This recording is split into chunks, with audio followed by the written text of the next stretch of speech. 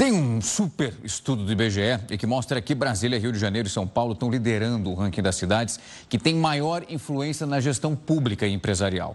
Ou seja, o que a gente vai olhar agora são para aquelas cidades que concentram o maior número de empresas e tem os órgãos públicos que são capazes de tomar essas decisões que influenciam os municípios e que eles são espalhados para todo o Brasil. Vai ter uma mudança de ranking que eu vou te mostrar agora para você entender exatamente como às vezes a centralidade de uma cidade pode ser o suficiente para que ela suba nesse ranking em relação à gestão, o que é super importante.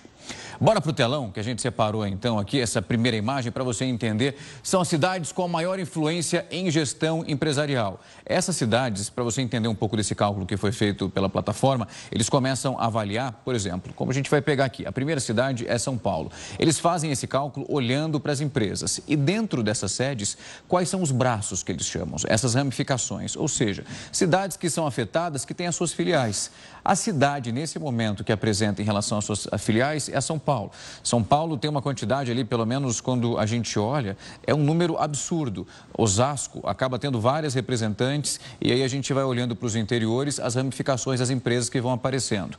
Na segunda posição, quem segue esse mesmo movimento em relação a essa centralidade e esse ato gestacional que acaba acontecendo é o Rio de Janeiro.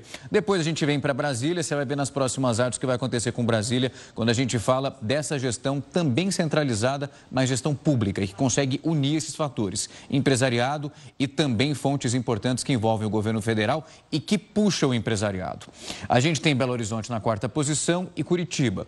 Quando a gente verifica esse movimento para chegar nesse resultado, porque São Paulo está na frente, é em relação à maior quantidade de empresas e que elas vão indo, abrindo as suas ramificações e raízes para outras cidades, mas também o movimento inverso dessas outras filiais para onde elas voltam para sua fonte. Do interior, elas voltam para São Paulo. E por isso a gente vai vendo esse movimento que vai ficando cada vez mais presente, fortalecendo cada uma delas. A gente vai agora para o segundo ponto, que é para olhar as cidades com maior influência. E aqui, Brasília passa na frente de São Paulo. O que os especialistas falam nesse momento é como uma espécie de constelação que acontece em Brasília. Ali nós temos a fonte de poder muito próxima. Então, eles conseguem fazer um gerenciamento, principalmente em gestão pública, muito eficiente. Então, nós temos uma somatória da gestão pública e também o setor empresarial, olhando para Brasília entre as capitais e também, sendo, obviamente, a capital brasileira, como um bom ponto de refúgio. Aqui, ó. Você vê Rio de Janeiro e São Paulo na mesma posição. E também o mesmo levantamento mostra que o Rio de Janeiro, ainda quando foi capital do Brasil, traz parte desse resquício na sua história. E acaba contabilizando e funcionando nessa meta econômica e também na gestão da cidade. São Paulo e Rio ficam na mesma posição. Depois, terceira, vem Belo Horizonte, vem Porto Alegre, Curitiba, Fortaleza, Salvador, Belém e Florianópolis. Agora a gente vai para a nossa última tela, para te mostrar um pouco desse movimento da cidade com maior influência no nível de gestão de território. Aqui nós temos um empate entre São Paulo, Brasília e Rio de Janeiro, que configuram, então, essas primeiras possibilidades.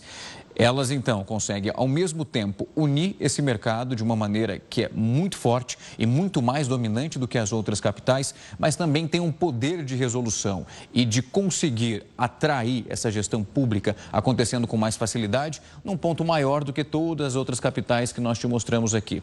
É um ponto importante, só que isso também traz um efeito colateral, que é uma centralização desse dinheiro e também da renda. Porque se você tem grandes empresas funcionando num único ponto, fica, obviamente, mais difícil ter o desenvolvimento em tantas outras capitais que nós temos no nosso país.